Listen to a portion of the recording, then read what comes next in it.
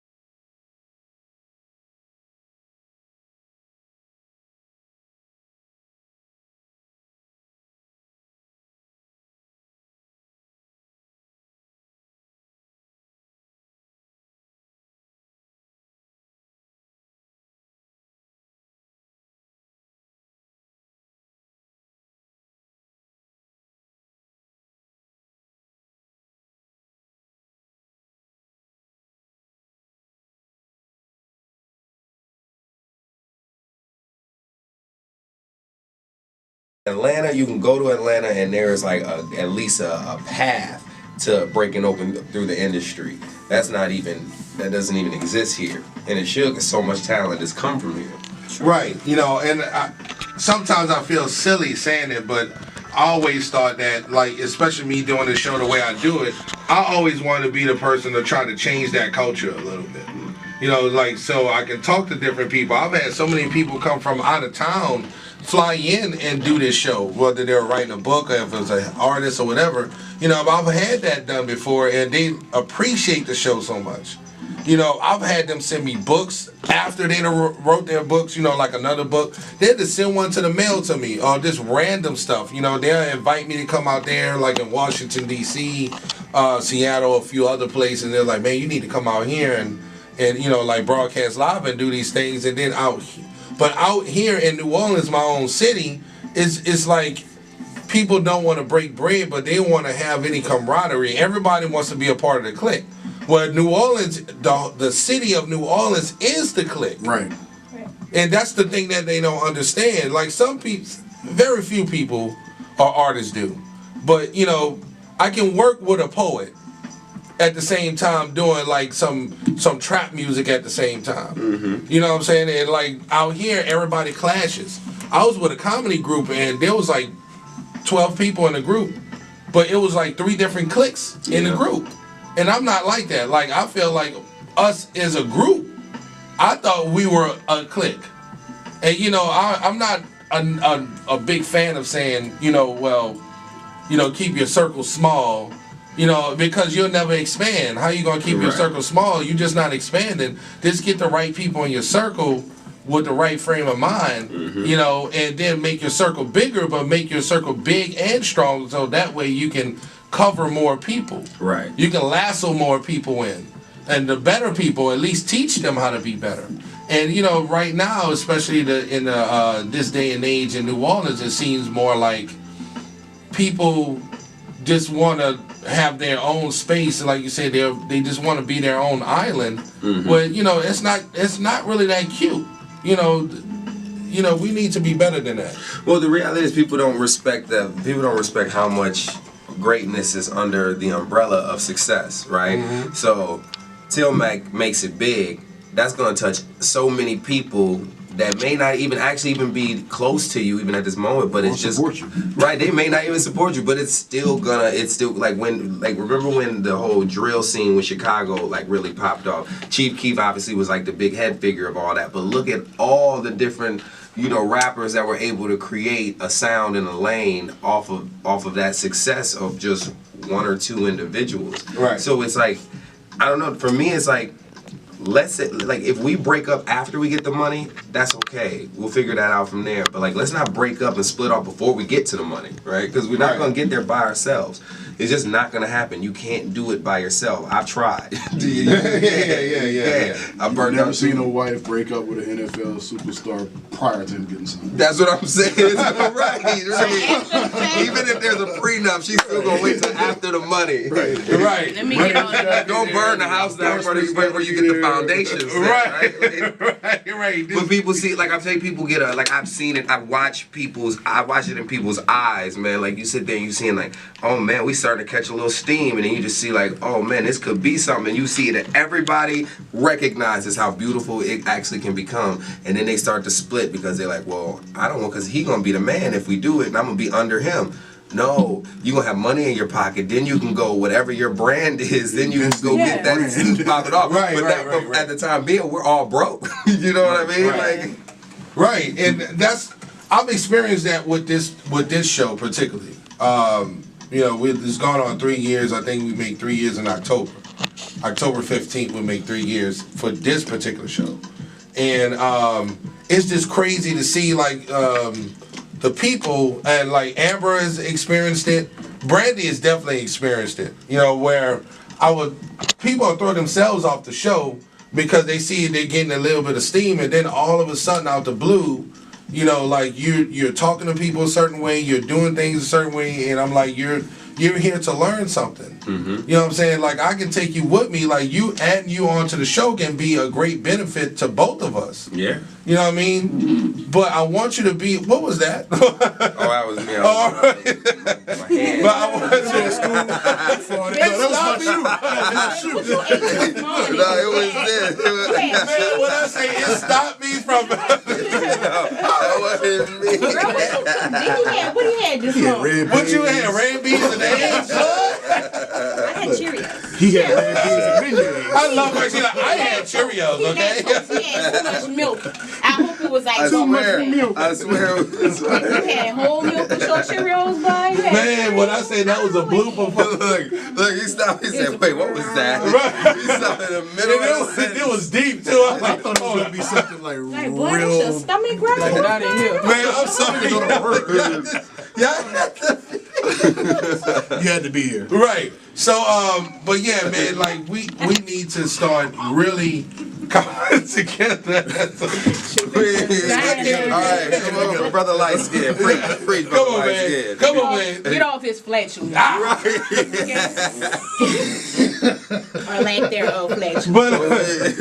But yeah, man, people in New Orleans, man, we need to really start coming together and doing something special.